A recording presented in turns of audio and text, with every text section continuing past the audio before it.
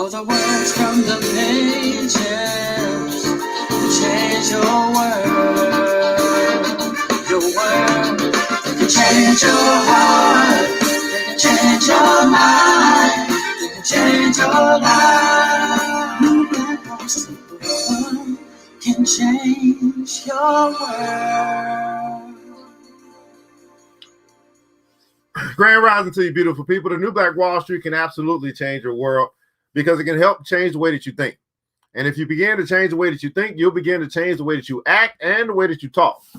Begin to change the way that you speak and begin to change the way that you act. You'll begin to change your habits. And when you begin to change your habits, you will begin to change your results. And ultimately, the results that you get out of this thing called life is your life. This is the New Black Wall Street Book Club, where Black folk do read. You put it in a book, like the Bible. You put it in a book, like Daily Motivations for African American Success by Mr. Dennis P. Kimbro, and we absolutely will find it. I'm your host, ERGJ, your certified financial educator, CEO of ERGJ Enterprises, ERGJ Black Bazaar, international best-selling author of the book, The Black Billionaires Club, a book that I wrote 3 years ago, sold over 5,000 copies in 10 different countries. Yeah, it's a book about Black wealth. It's a book about the 12 richest Black people in the world today and how they built their wealth. And I just truly believe that if you want to be wealthy, that's a big if, by the way, because everybody don't want to be rich. Everybody don't want to be wealthy. Everybody don't want to leave an inheritance to their children's children. But if you do, I recommend that you study wealthy people. And you can begin your study. You can begin your journey by picking up a $25 book that can change the way that you think about money. You can find that book by simply going to the website www.theblackbillionairesclub.com, www.theblackbillionairesclub.com.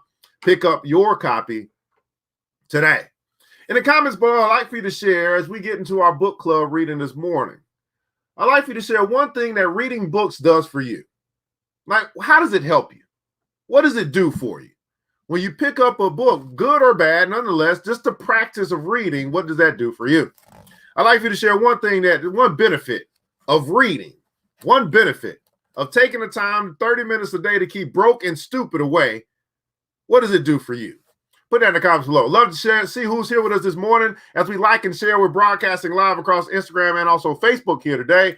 Who's the early bird that's getting the worm here on this Saturday? You know, some people just chose to sleep in. They said, it's Saturday. We sleeping in. No, boo, we still got things to do. We got people to see. We got money to make and money to take, money to earn. That's what I'm talking about here, man. Hey, we got Alicia over here, man, over at Instagram. We got Q Media Nation. Thanks so much for joining us here today on the New Black Wall Street Book Club. Lamar Slater over at Instagram. Thanks so much for joining us here today on the New Black Wall Street Book Club. Queen Ladoris is in the house. Thanks so much for joining us here over at Facebook. Queen Yvette, I don't know if you're still here. I know you said you got to go. Hopefully you feel better. Praying for your hip. Queen Keyshawn is in the house. Thanks so much for joining us. I think that's a queen. Yeah, so much this morning here today on the New Black Wall Street Book Club.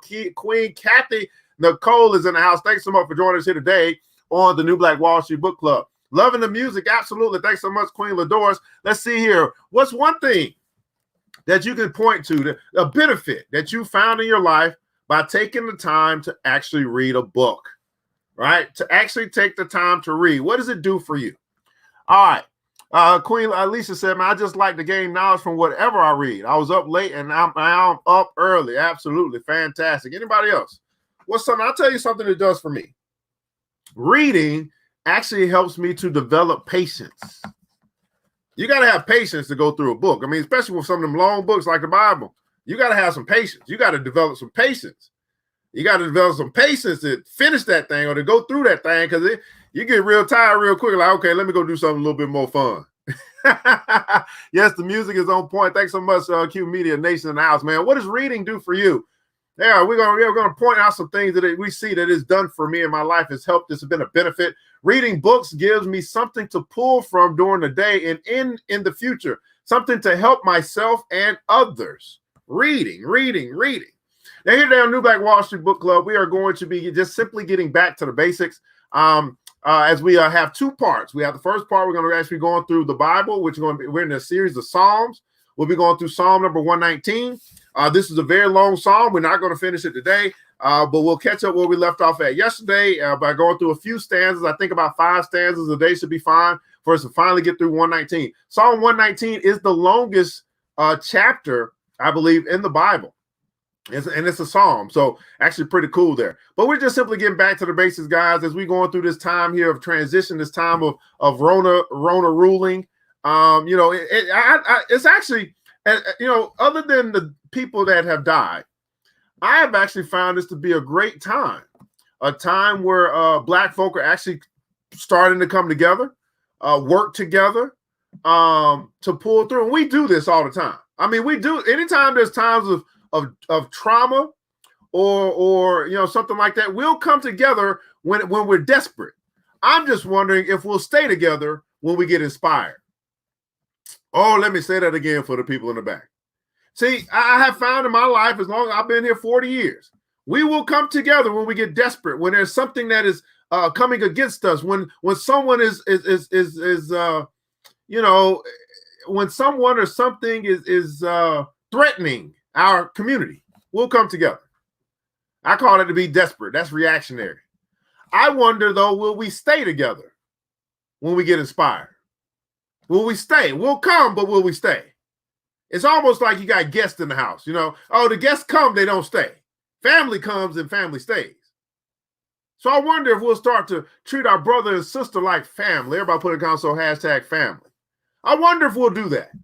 I wonder if now's the time that we'll begin to treat each other like brothers, like sisters, like aunts, like uncles, like nieces, like nephews, like godparents.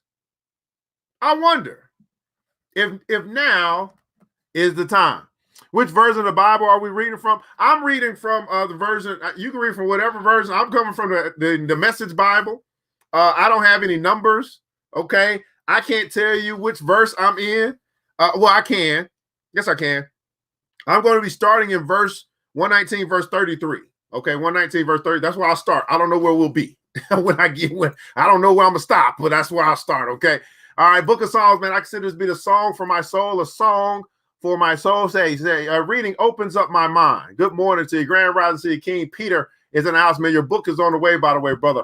We are family. Sorry, I don't even know the song. Which one am I singing? It's about 3 different We Are Family songs in my head right now. Okay, Psalm number 119 here on New Black Wall Street Book Club. I'm starting in verse 33. This would be the 1, 2, 3, 4. This will be the 4th stanza, I believe, in the Psalm number 119, New Black Wall Street Book Club. Let's read. God, teach me lessons for living. Everybody put in the console, teach me. Teach me lessons for living. Now, if we petition God to teach us, then that must mean that we must be willing to learn. And it also means we need to make sure we become good students. Right? We listen, we pay attention, we do what the teacher tells us to do. Good students. God, teach me lessons for living so I can stay the course. Give me insight so I can do what you tell me. My whole life, one long obedient response. My whole life, one long obedient response. Now, God says that obedience is far better than sacrifice, and I found that we would rather sacrifice than be obedient. Uh-oh. Did I just say that? Yeah. He said obedience is far better than sacrifice, but we would rather sacrifice than be obedient. Matter of fact, we would try to use our sacrifice to offset our disobedience. Now, how many of you guys know that kind of disappeared, right? That's why you have kind of the New Testament where these sacrifices of bulls and oxen and all this stuff right there. No more blood shed for your sins. Only one blood being shed for your sins. That would be the ultimate sacrifice as it represents in the Bible, a man named Jesus. The ultimate sacrifice. But we're still practicing Old Testament principles. We're going to sacrifice. We're going to, make sure we pay our tithes and pay some offerings and maybe throw in a little bit more because we've been bad this week. God, I've been super bad this week. Here go $5 more. Trying to pay off your disobedience. Uh-oh.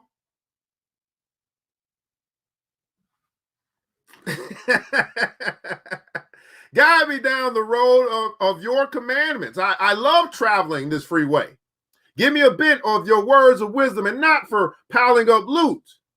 Divert my eyes from toys and trinkets. Uh-oh. Divert my eyes from toys and trinkets. Now, y'all know what that'll do.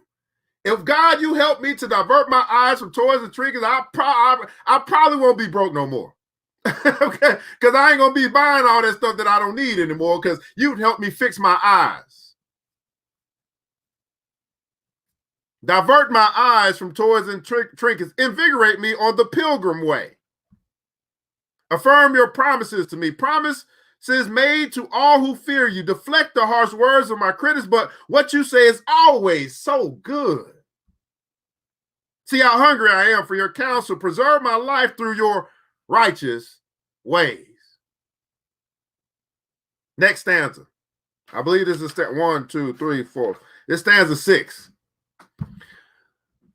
Let your love, God, shape my life with salvation, exactly as you promised. Then I'll be able to stand up to mockery because I trusted your word. Don't ever deprive me of truth, not ever. Your commandments are what I depend on. Everybody put a comment, so I depend on God. Well, when we say this, when we say I depend on God, we depend on what he has written or what has been written, inspired by God.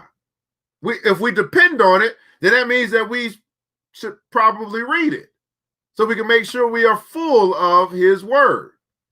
This is why when before I was convicted, before God said, stop talking about what people ain't doing, I kept saying people don't read the Bible. I just didn't understand. They go to church but don't read the Bible. I didn't get it. He said, well, hey, just be the answer to that problem, and you just read and see how many people want to join in reading my word. See, we'll join in on the dancing. We'll join in on the music. We'll even join in on prayer.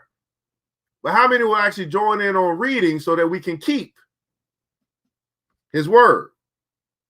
That we can depend on the commandments because we know the commandments. Yeah. I depend on God. Oh, I'll guard with my life what you've revealed to me. Guard it now, guard it ever. And I'll strive freely through wide open spaces as I look for your truth and your wisdom.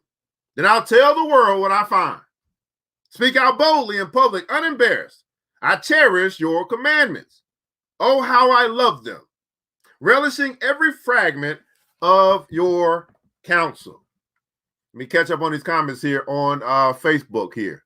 Family. Teach me, says Catherine Nicole. Good morning to you, Queen Jennifer. I depend on God.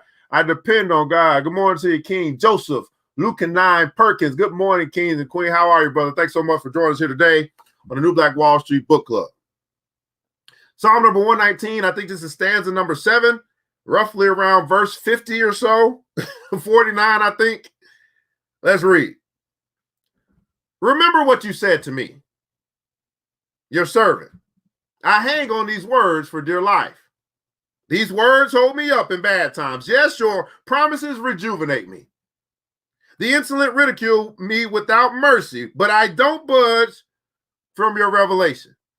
I watch for your ancient landmark words and know I'm on the right track. But when I see the wicked ignore your directions, I'm beside myself with anger. I set your instructions to music and sing them as I walk this pilgrim way. I meditate on your name all night, God, measuring your revelation, oh God. Still, I walk through a rain of derision because I live by your word and counsel. I live by your word and your counsel. I live by your word and your counsel.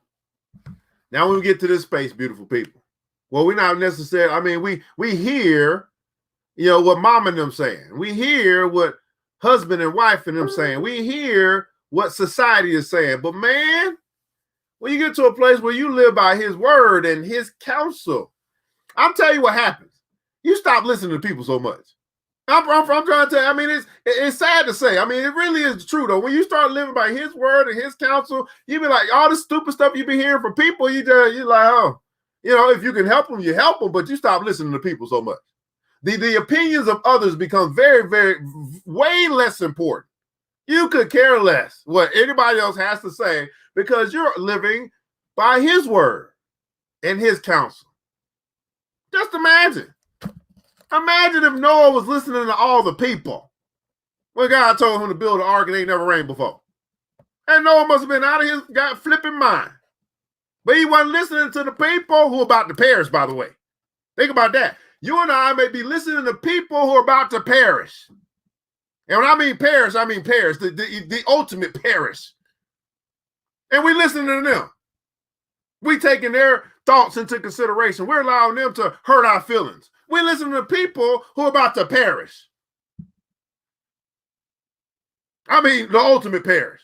I mean, purgatory perish. Listen, I want you to understand this. I mean, I don't know if this goes without saying or not, but everybody ain't going to heaven. I know when somebody died, we all think, oh Lord, they going to everybody ain't making it to heaven. Okay? They're in a better place. You sure? I don't know if they're in a better place or not. I hope they are.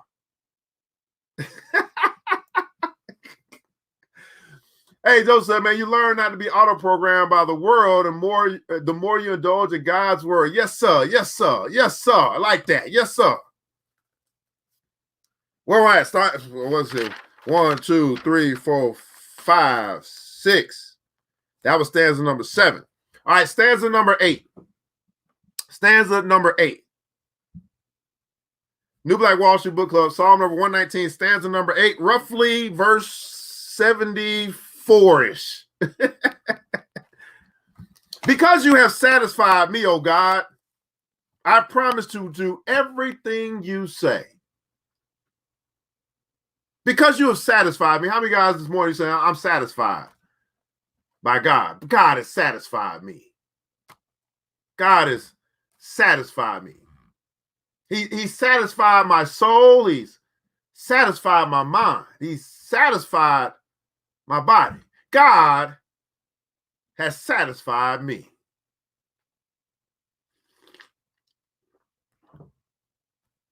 I beg you from the bottom of my heart, smile. Be gracious to me just as you promised. When I took a long, careful look at your ways, I got my feet back on the trail you blaze. I was up at once, didn't drag my feet, was quick to follow your orders. The wicked hemmed me in. There was no way out. But not for a minute did I forget your plan for me. Everybody put in console, God has a plan for me. Now, of course, this moves us right over to Jeremiah 29:11, that he has a plan for you to prosper. He's a plan not to harm you, but for you to prosper. Now, you might go through some stuff on your way to prosperity, but it's not meant to harm you. It's actually meant to what? Make you better. It's actually meant to help you to grow. It's actually meant to help you to mature. He has a plan not to harm you, but a plan for you to prosper. That's why all things work together for the good of those who are called according to those who love God and are called according to his purpose. God has a plan for me. God has a plan for me. God has a prosperity plan for me. Now, I find it very interesting, especially as a Black community, for us to be in the economic state that we are in, as much as for us to be some church-going people and understanding that God has a prosperity plan for us, yet many of us are still broke, busted, and disgusted. You know what that tells me? It has nothing to do with God. It has everything to do with what we have accepted as true versus what God says is true. So many of us, we've accepted poverty when God says prosperity is available. When God says, man, I've come that he sent his son for the whole world, that you would prosper as your soul prospers, but that means that your soul must prosper in order for you to prosper. God has a prosperity plan for me. So here's the question to you this morning. Are you following God's plan? See, you and I have free will. We can choose to do what we want. We grown folk. You ain't too grown for God, though, I can tell you that. You ain't too grown for God.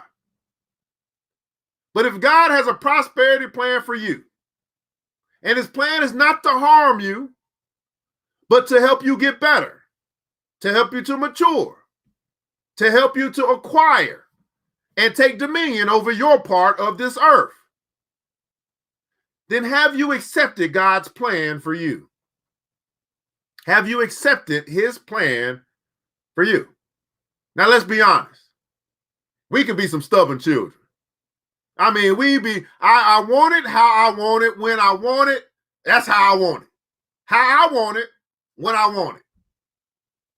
And we miss, like, oh, this is how he set me up. Hell, he set me up to win. Because all I do is win, no matter what, when I'm in God. Ooh, God has a plan for me. He has a prosperity plan for me. Amen, man. Change the way that you see things, and things you see will change. God has a plan for me. God has a prosperity plan for me. Absolutely, brother King Joseph. I think the question is, how do you identify his plan and purpose for my life? How do you that's a great question. I like that question, but when you say how, right? When you say how do I identify, that seems like it's circular in nature. It doesn't really sound like I'm really looking for an answer to the plan itself. I'm looking for a way to identify the plan. No. I think a better question, because it's all about the questions that you ask, beautiful people. You will receive answers to the questions that you ask. So what I try to teach is to ask better questions. So I would say, King Joseph, instead of how do I identify, I would simply say something like this: God, show me your plan for me. I'll put them to the test. God, show me I don't need to know how to identify it. I just need you to show me. Because if you show me, my eyes and my understanding will be illuminated. It will be revealed. There'll be revelation. It'll come through the inside. So I don't really need to know how to identify it.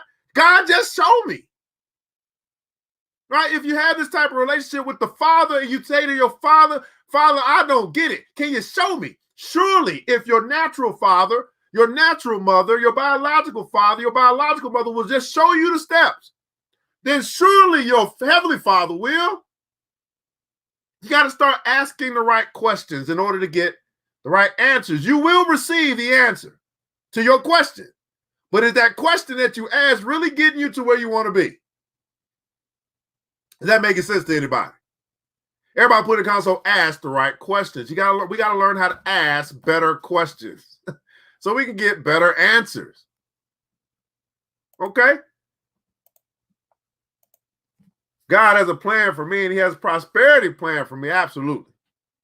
What was that? Oh, 7:25. It's all right. It's Saturday. We got time today. Where was I at?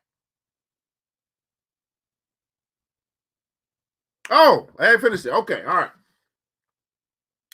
So when I took a long, careful look at your ways, I got my feet back on a trailblaze. I was up at once, didn't drag my feet, was quick to follow your orders. The wicked hem me in. There was no way out, but not a minute did I forget your plan for me. I get up in the middle of the night to thank you. Your decisions are so right and so true. I can't wait till the morning.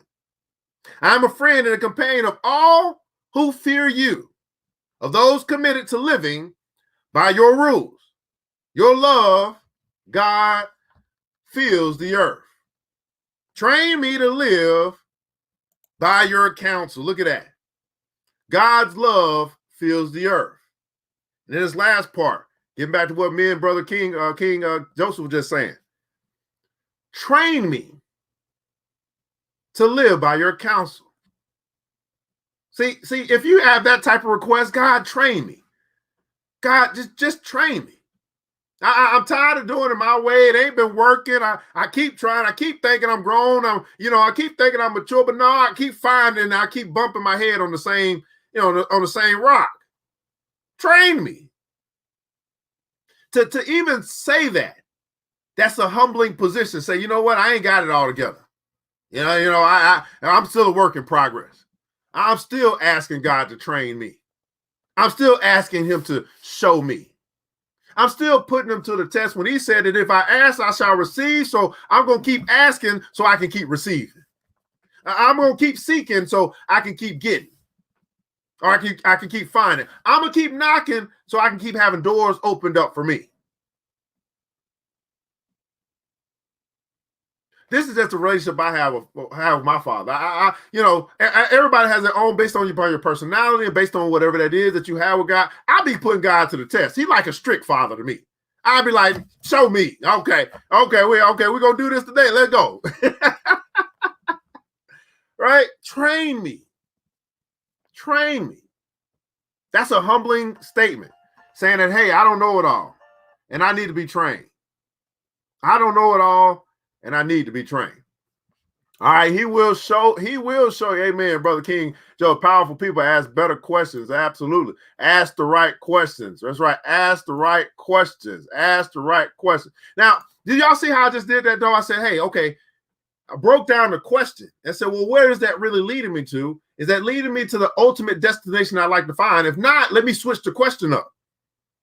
You know what I'm saying? Now, God will still work with you on your how to identify, and he'll show you how you can identify. That's really what you want to do. But I like to get right to the nitty gritty. Okay, get right to the nitty gritty.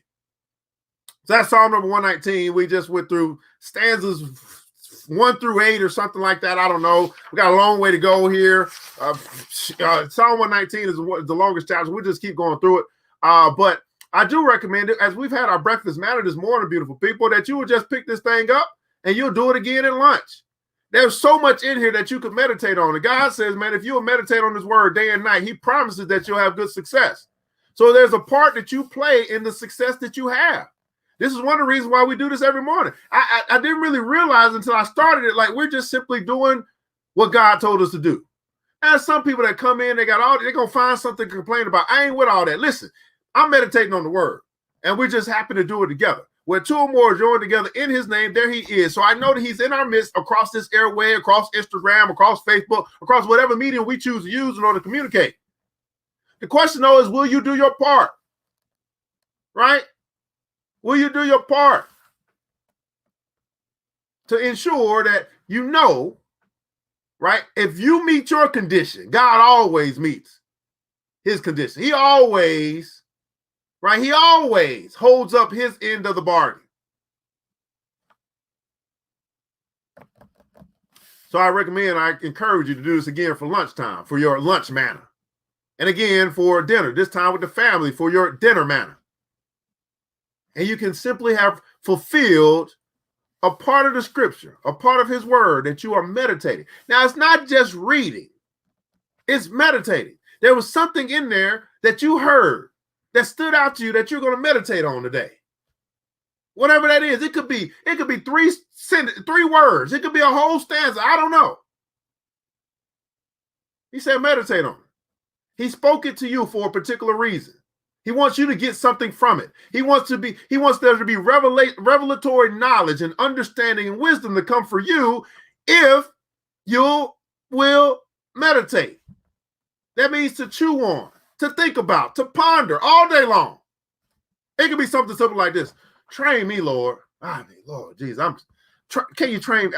I'm working. I've been trying to work on this little thing by myself. I keep thinking I can get over it. This little fight, this little woman, this little man. Train me, Lord. I need your help. What does this train me? What is this really gonna mean? Okay, just meditate on it. Think about it. And see what comes to you, okay? See what comes to you. That's our first half, guys. Psalm number 119 here on the New Black Wall Street Book Club. I'll catch up on the comments, then we're going to transition to our second half, which would be Daily Motivations for African American Success by Mr. Dennis P. Kimbro. Daily Motivations for African American Success by Mr. Dennis P. Kimbro. Ask the right questions. Ask the right questions. This is your daily motivation, guys, to help make sure we get moving on the right side of the road today. We got the right attitude, because here's the deal. You know some stuff going to come at us. You know some bad attitudes, some bad people, some bad spirits. Y'all know some bad stuff on TV. It's going to be a whole bunch of stuff that's going to come at you through the day, but we started our day off to get prepared. And what are we preparing for, beautiful people? We're preparing to fight. And we're not just preparing to fight, we are preparing to win. What is it to be a soldier to go out but be unprepared? No. We prepare our spirit, our mind, and our body to go fight for God and win. Just that simple. That's right, man. Train me, Lord. Right? Thank you. Yes, I will do my part. All right, beautiful people. Daily Motivations for African American Success by Mr. Dennis P. Kimbro. One of the great Black authors of our time. He is still alive today. He's still writing books, and he focuses on helping Black folk help themselves. Helping Black folk help themselves. Today's title is Know When to Say When. Know when to say when. And here's a quote from Fannie Lou Hamer, the civil rights activist, who says this, and I quote, "Enough is enough." Oh, Lord, enough is enough. Fannie Lou Hamer sounded like she was sick and tired of being sick and tired. Enough is enough. And here's our motivation for today. Let's see what Brother Kimbro has for us here today. New Black Wall Street Book Club. Know when to say when. Let's read. I recently read a story of a little boy who went with his mother to the toy department of a store. A big sign read, "Children are not allowed to play with the toys." Ignoring the sign, the little boy climbed on a hobby horse and began to rock back and forth. His mother said, "Come on, darling, you must get down. You cannot play with the toys." He pushed her away and held onto the neck of the horse, even though his mother scolded and tugged at him. Finally, a clerk approached and said, "Sorry, but the sign says no children allowed on toys." The boy ignored him, and the clerk in turn called the assistant manager, who grabbed the boy's arm and repeated, "Sonny, you're not allowed to play with the toys." The boy pushed him away too. Soon a manager came over in a pleasant tone of voice and said, "Sonny, if everybody began to play with these toys, they would soon be broken and we could not sell them." The little boy hung on tight. And finally, a tough, burly old man who had motivators and who had been watching the entire scene approached with the frustrated motivators and said, "Let me talk to him." He went over and whispered something in the boy's ear. Immediately, the child jumped off the horse and said, "Okay, mama, let's go home." Surprised, the mom asked, "What did the man say to you?" The youngster replied, "He told me, you get off the horse or I'll spank you." As you chase your dream, it's wise to remember some things just aren't worth the risk, such as your health and well-being. It is always smart to constantly assess your position. It's always smart to constantly assess your position. Here's a great question for you today. As you are involved in whatever you're involved in today or have been involved in, is enough enough? Or are you waiting for some entity to come and say, "You know what, you better stop or I'll spank you"? You better stop. Now, we all know whatever that might be for us. What is something in the comments below I'd like for you to share that you know you got to stop? I'll tell you the number one thing that you must stop: procrastinating. See, that's why I do what I do. You know what I'm saying? And I think that's why people love me, because they know I come and spank you. Get up, get out, go get something. Time for some action. I'm telling you, the number one thing that many of the people that I know they must stop is procrastinating. But that might not be for you. In the comments below, I'd like for you to share one thing that you know that you need to stop. That you know is a little sign that come on every time you do it. And you just can't help yourself for some reason. Just like Paul said, the things that I should do, I don't do. I don't know why. And the things that I do or that I shouldn't do, I keep doing. And I don't figure out why. but you know what that is. What's that thing for you? That one thing, that one vice, that one thing, maybe it's something you need to stop eating. I mean, you know your body telling you it don't work no more. And you love the taste of it. And you keep going back, and then every time you go back, your body responds, and you be like, I better stop eating that. But you keep going back. Your health and your well-being, what's something that you know you need to stop? Or maybe you're just waiting for somebody to come and say, if you don't stop, get that spanking. All right, man, stop being shy. Alicia, you are so phenomenal, such a phenomenal woman. Now, it's okay. Now, you know what, Alicia? Is it that you're shy? See, I think that's perspective, because I think that you work well behind the scenes. And sometimes you don't need it. Everybody does not need to have the spotlight on them. So is it that you're shy, or that you just work better behind the scenes? That's a perspective thing, right? Heavenly Hands Mobile says, stop worrying. Well, then I'm going to ask you this, because again, it's perspective. What are you worried about? See, typically people are not worried about the past. They're not worried about the present. They're worried about the future, which you cannot determine. But here's the deal. If you do what you're supposed to do, doesn't the future take care of itself? So what are you worried about? There must be something in particular, some instance that you find yourself in, that you worry a little bit more than you should. And worry is not always a bad thing. There's another word that we can use. Sometimes we're just cautious. It's okay to be cautious.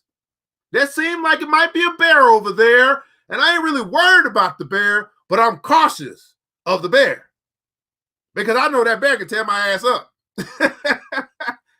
So are you overly cautious, or are you really worried? Is it that you're worried about your kids? You send them off in this cruel world, and you're just worried about them? Or have you covered them with God's presence and God's grace and God's mercy? You've covered them in prayer. You've anointed them. And so you're like, God's got them. Why do I need to worry? I mean, God can take care of my kids better than me. My question is, what are you worried about? Procrastination. All right. Woo, Lord.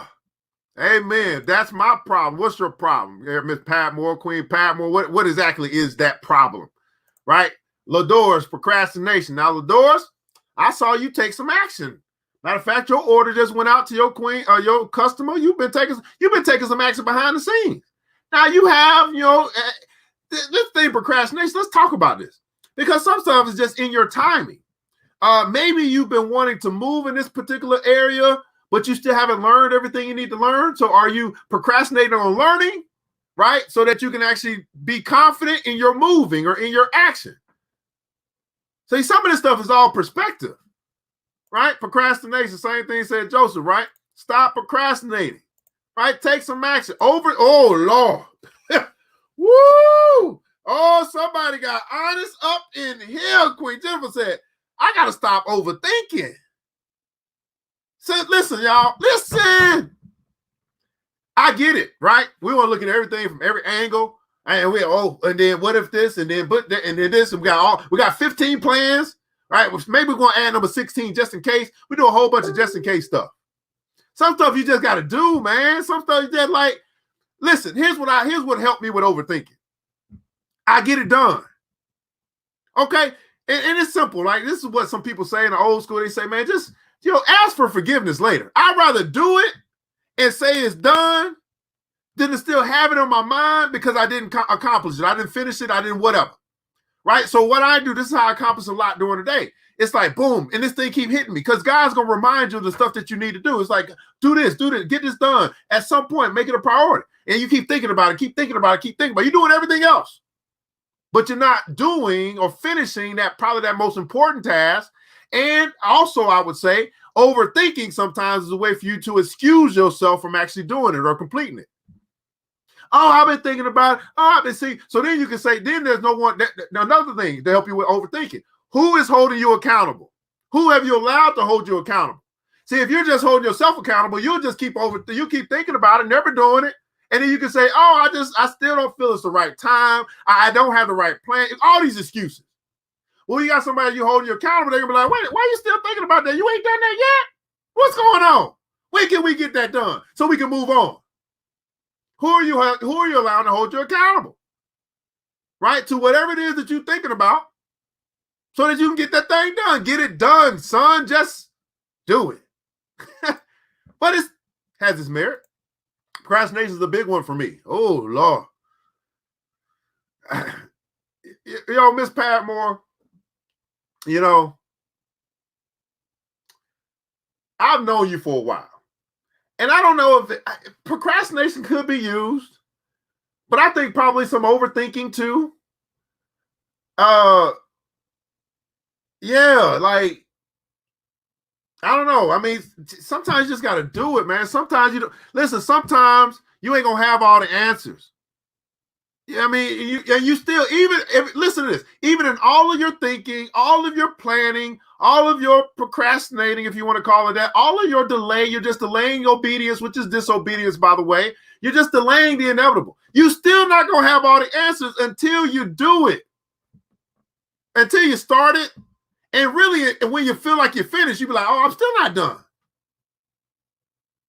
Have you found that to be true in life? Like the stuff that you actually have finished or have done or have started, you might have thought you had it all together before you got started. You still ain't got it. But that's why I just like, I'm not saying don't plan. Don't get me wrong. I'm not saying don't count the cost. Yes, do that. But once you do that, can we take a step? Everybody put it down, so take a step. You don't have to take 15 steps. Just take a step. If the step was, okay, call such and such, set up the appointment, and now that's done, you ain't got to overthink that step. And I think that's what's happening. I believe what's happening in your procrastination, you're overthinking all the steps that it's going to take for you to complete whatever big project you got, but you ain't even, listen, this is the step that's in front of you. You don't have to overthink that step. You know you're supposed to do that step. You know you're supposed to make that call. You know you're supposed to go take that visit. You know you're supposed to go look and do some shopping around. You know you're supposed to do some reconnaissance. You know you're supposed to compare prices. You know, whatever it is that you're supposed to do. Here's what I do know. I know that God has revealed to you the next step. That's what I do know. He may not have revealed to you step number 55, step number 1001, but I know he's revealed to you the next step. And that doesn't require overthinking to do the next step. It's probably something that's very simple. It might be that you have to call someone that you don't really feel comfortable talking to. Maybe y'all had a rift. Maybe you're supposed to call and apologize. I don't know. But I do know that step is relatively easy. It's simple to do. It might not feel good, but it's relatively simple to do. He's not going to give you the hardest step first. That just doesn't make any sense. That's not the God that I serve.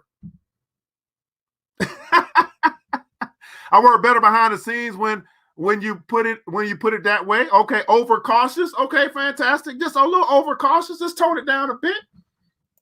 Stop worrying about what people. Oh Lord, that's a big one. Well, I'm telling you, once you, I'm gonna call this is maturity. Once you mature to the point where like what other people think don't really matter, like you still are considerate of their opinions. You might take it into you might factor it in, but as far as like caring, you get to that point when you mature to that point. That's what see Big Mom and them. They all at that point. They don't care. Listen, when you live life long enough, you do not care what other people think about nothing you doing at this point. I mean, you consider it, you appreciate their honesty, you appreciate their opinions, but you don't care.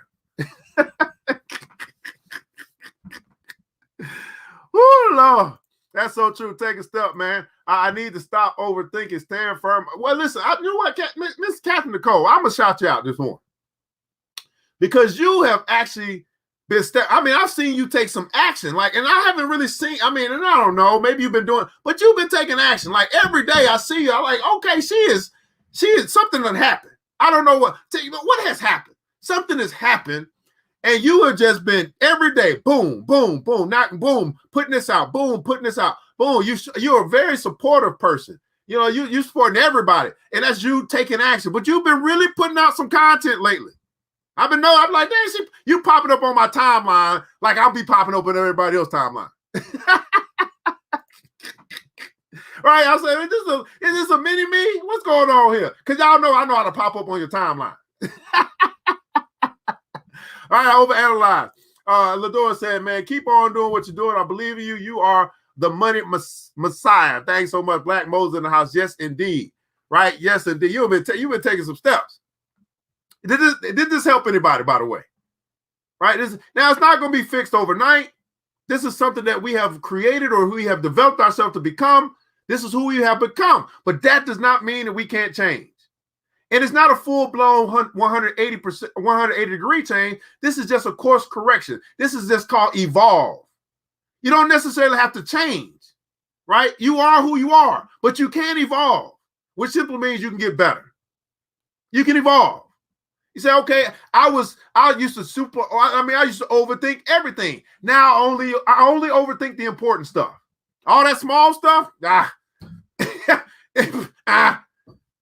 But I used to overthink everything. So that tells me I've gotten better.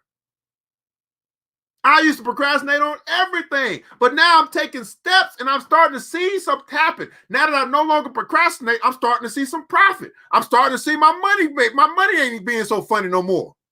I've been making some progress. Everybody put in the console progress. I've been making some progress. Now, the understanding is this, is that success is the progressive realization of a worthy ideal, which simply means that you know where you want to go. And you may have been procrastinating on doing the steps necessary to get there, but you've been making some progress. And for that, bravo. You may not be taking as many steps as you'd like to take, but you've been making some progress. Bravo. Here's our affirmation of the day. Y'all forgot about that. We got an affirmation of the day. Here's what you want to allow to take root into your subconscious. You can actually plant this seed of thought into your membrane, down deep into your subconscious. And then you can grow and develop this thing by watering it, cultivating the land. And this is how we do it, by repeating it over and over and over again until it brings forth a harvest, some 30, some 60, some 100-fold back into our life. Here's where we're going to use the power that we've been given, the power of the tongue, to speak life into our life. We're going to do this 3 times, guys, to make sure we get it. Here today, we talk about know when to say when. Our affirmation of the day. Repeat after me. I know when to say yes and when to say no. Ooh, this gonna hurt some people this morning. Oh, Lord, our affirmation of the day. Let's do it again here today on New Black Wall Street Book Club. Our affirmation of the day. Repeat after me. I know when to say yes and when to say no. Ooh, this is hurting some people this morning. Like, oh, Lord, I got to say no. Oh, yeah, you got to know when to say no. You got to know when to hold them, know when to fold them. Know when to say when. Our affirmation today, we'll do it one more time, this time for the people in the back, the people in the way back. We want to make sure that they know we mean business today. This time, when you do our affirmation, this time, I want you to say it with some conviction. I want you to say it like you really mean it. I want you to say it with your chest. Our affirmation of the day, repeat after me.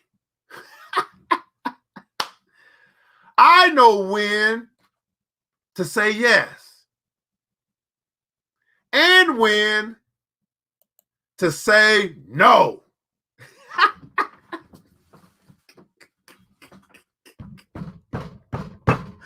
Woo! Let that sink in for a little bit. Woo! Let that sink in for just a little bit. Now I'm gonna help you out with this just a little bit. This becomes easy or less difficult to the person who knows where they're going, to the person who knows where they want to go, and the person who's about getting there. Because there are things that are going to come up in your life that look like opportunities. And you're going to know when to say yes because it's getting you closer to where you want to be. And you're going to know when to say no because it's taking you further away. This right here, let your yes be a yes and your no be a no, as it says in the Bible. Knowing when to say yes and knowing when to say no. This is a life lesson that if you teach your kids this, they're going to avoid a whole bunch of distractions. This is called discernment. Developing your discernment, knowing when to say yes and knowing when to say the most powerful word in the English dictionary, no, and not feel bad about it at all. The power of no. And not feeling bad at all because you stop caring about what other people think. No. Do I need to say it any louder? Did you not understand the words that are coming out of my mouth? No. Some of y'all gonna have to be repeating this all day long. Let me catch up on these comments, man. Hey, brother King Joe said, man, I know when to say yes and I know when to say no. I said, this was me too. I found that affirmations help find ways to keep you focused, make me a do list, set alarms on your phone, etc., etc. I know when to say yes and I know when to say no. I know when to say yes and I know when to say no. I know when to say yes and I know when to say no. This is the New Black Wall Street Book Club, where Black folk do read. You put it in a book, like the Bible. You put it in a book, like Daily Motivations for African American Success by Mr. Dennis P. Kimbro. You put it in a book, like The Black Billionaires Club, How They Built Their Wealth by none other than ERGJ, yours truly. And we absolutely will find it. This has been your daily motivation. I want to say thanks so much for tuning in with us today. And I want you to remember this, that it takes a village and it starts with us. Let's build as we climb together. We all we got, beautiful people. Matter of fact, we all we need. And thank God that's more than enough. It's time to get up, to get out, and go get something. Mr. DJ, hit the music.